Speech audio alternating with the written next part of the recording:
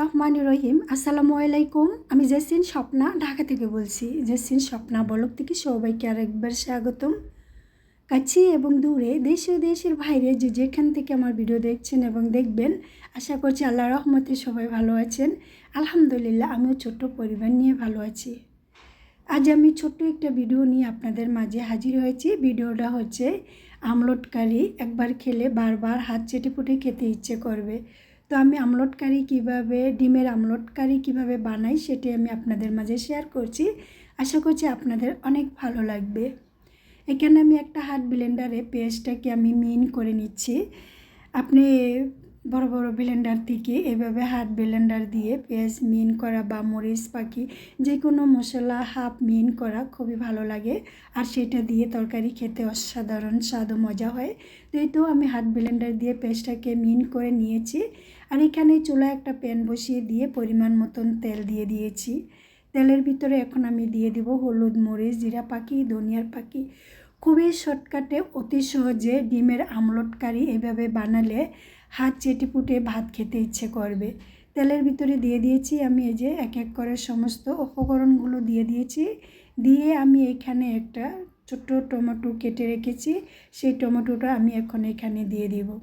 আদা রসুন বাটা দিয়ে একটু নেড়ে ছেড়ে যখন আদা রসুনের কাছে একটা গন্ধ দূর হয়ে গেছে, তখনই আমি এখানে দিয়ে দিব টমেটোটা আগ থেকে কুচি করে রেখেছিলাম, আর দিয়ে দিয়েছি কয়েকটা মরিচের কুচি।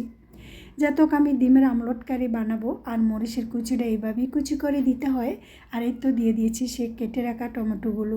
এগুলো দিয়ে কিছুক্ষণ নেড়ে ছেড়ে যখন কাঁচা একটা আলাদা গন্ধ আছে, সে গন্ধটা যখন সরে যাবে, তখনই আমি এখানে দিয়ে দিব যেই ব্লেন্ডার করে আমি পেঁয়াজগুলো রেখেছিলাম সেই পেঁয়াজ।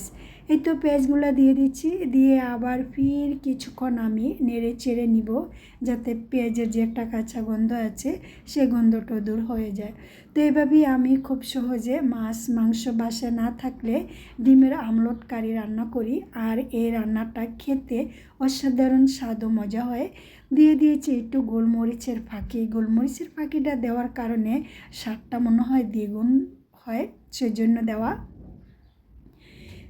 তখন আমি একটা খুব সুন্দর করে নেড়ে ছেড়ে কষিয়ে নিচ্ছি।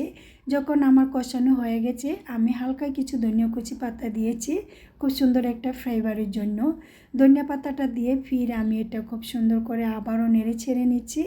তো আমি এভাবে ডিমের আমলট কারি রান্না করি। যদি আপনাদের কাছে ভালো লাগে প্লিজ একটা লাইক দিবেন, আর আপনি যদি আমার চ্যানেলে নতুন হয়ে থাকেন চাইলে চ্যানেলটাকে সাবস্ক্রাইব করে পাশে থাকা বেল আইকন অন করে পাশে থেকে যাবেন, যাতে ভিডিও ছাড়া মাত্র নোটিফিকেশন আপনার কাছে পৌঁছে যায়। আর আপনি যদি এই কাজটা অলরেডি করে থাকেন, আমার পক্ষ থেকে আপনাকে অসংখ্য ধন্যবাদ। তো একে একে আমি 3টা ডিম দিয়ে দিচ্ছি। 3টা ডিম দিয়ে আমি এখানে ডিমের আমলট কারিটা বানাবো। তাই তো ডিম দেওয়া হয়ে গেছে, বাস। এই তো খুব অতি সহজে এবং অল্প সময়ে আমি এভাবে ডিমের আমলট কারি বানাই, আর সেটা গরম ভাতের সাথে বা পরোটা রুটির সাথে খেতে কিন্তু অসাধারণ হয়। সবাই ভালো থাকবেন। আল্লাহ হাফেজ। আসসালামু আলাইকুম।